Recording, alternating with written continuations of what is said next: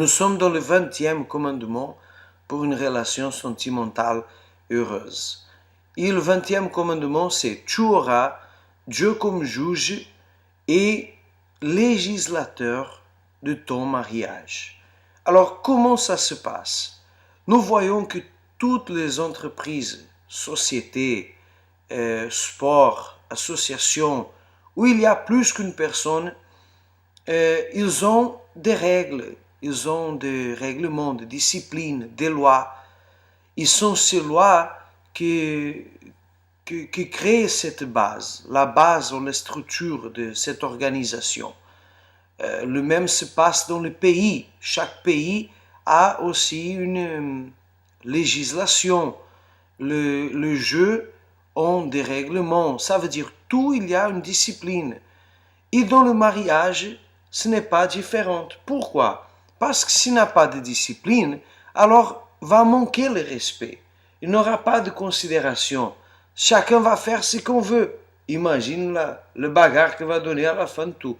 Alors, ce que Dieu, il parle aujourd'hui à travers de ce commandement, c'est que dans le mariage, doit avoir une discipline, doit avoir les lois pour que les deux se respectent et pour qu'ils puissent, à travers l'obéissance aux lois, à travers l'acceptation et la pratique à ces lois, avoir un mariage heureux. Ça veut dire bénéficier d'un mariage heureux. Alors maintenant, nous pensons, s'il y a des lois, ça veut dire qu'il y a un tribunal. Et s'il y a un tribunal, il y a un juge. Oui, un juge. C'est là que vient notre commandement d'aujourd'hui. Parce que normalement, c'est vous que vous voulez juger.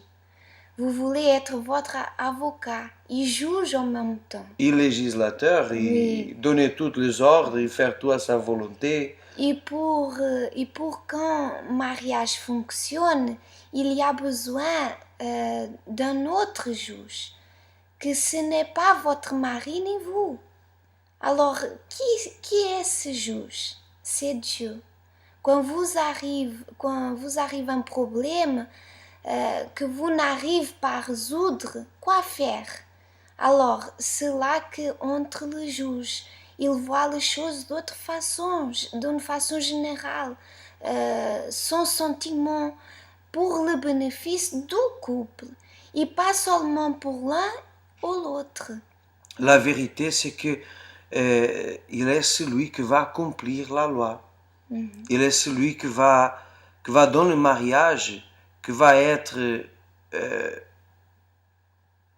le législateur, ça veut dire celui qui va établir, pas mon opinion ou pas son opinion, mais ce qui est meilleur pour nous deux.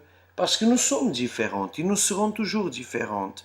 Et nous savons que j'ai mes pensées et tu as tes pensées, comme vous avez vos pensées. Et parfois, ça arrive qu'on n'est pas d'accord. Alors, le problème commence là, parce que le fait de ne pas être d'accord, après, commence à ne pas vouloir céder.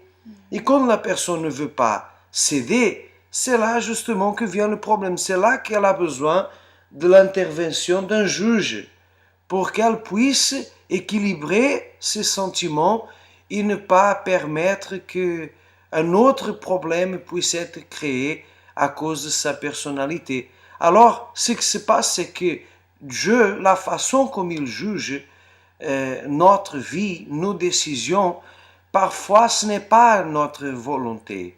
Parfois ce n'est pas ce que nous aimons, ce que nous voulons, ou ce que nous attendons là au moment. Ça blesse. Beaucoup de fois, ça blesse. On devient triste. On devient même frustré. Ah, mais comment c'est possible? Maintenant, c'était moi que j'étais toujours au-dessous. Toujours, c'est moi que je dois céder. Bon, Dieu, il agit comme ça. Ce n'est pas en visant le jour d'aujourd'hui, mais c'est en focalisant le bénéfice du couple. Ça, c'est le travail de Dieu comme juge. C'est même si aujourd'hui on se blesse, on devient triste, mais demain, nous allons avoir un couple heureux, un couple stable. Ça, c'est l'objectif de Dieu. Oui, maintenant vous comprenez pourquoi il y a une frustration de la part de ceux qui ont Dieu comme juge. Ils sont mariés avec... Maintenant, vous comprenez pourquoi il y a une frustration de la part de ceux qui ont Dieu comme juge. Ils sont mariés avec quelqu'un qui n'a pas Dieu.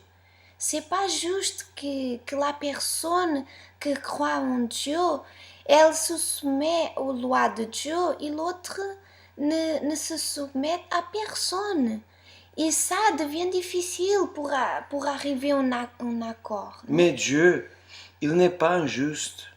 Dieu, il est juste. Il va faire justice. Mais il va faire justice dans la vie des personnes qui suivent ses lois. Alors, qui suit les lois de Dieu, il donne un bon exemple, donne un bon témoignage, a un bon caractère, même si parfois la situation est difficile. Mais le fait de suivre les lois de Dieu, le faire rester toujours dans la discipline.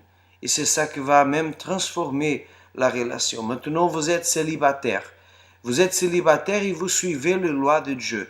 C'est vrai que si vous allez vous mélanger avec quelqu'un qui ne suit pas la même discipline, c'est demander d'avoir des problèmes.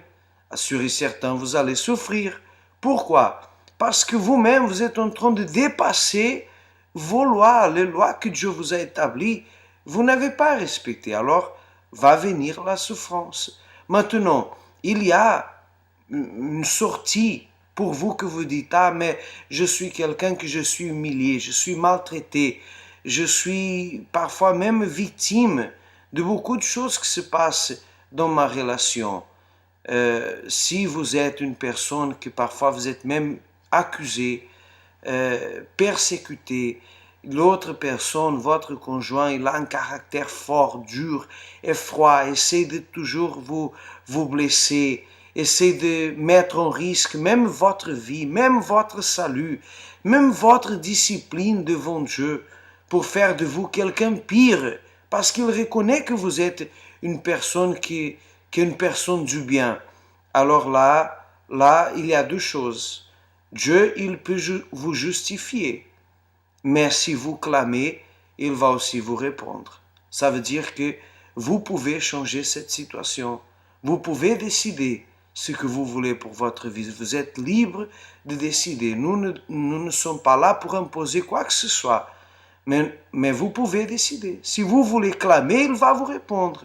Si vous voulez prendre une décision, une autre décision de vous justifier devant Dieu, alors vous pouvez le faire.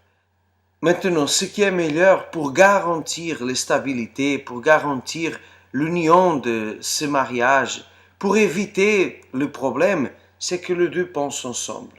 Lorsque les deux pensent ensemble, ils arrivent à une conclusion. Ici, par hasard, un n'est pas d'accord, tout à fait d'accord, alors qu'est-ce qu'on fait? On va constater, on va vérifier la volonté de Dieu. On va envers le juge. Et c'est là que nous allons savoir quel est le meilleur pour notre relation, pour le couple. Pour cela, si vous voulez avoir un mariage blindé, alors pratiquez le commandement d'aujourd'hui. Nous serons là dans la prochaine vidéo, il sera déjà la dernière.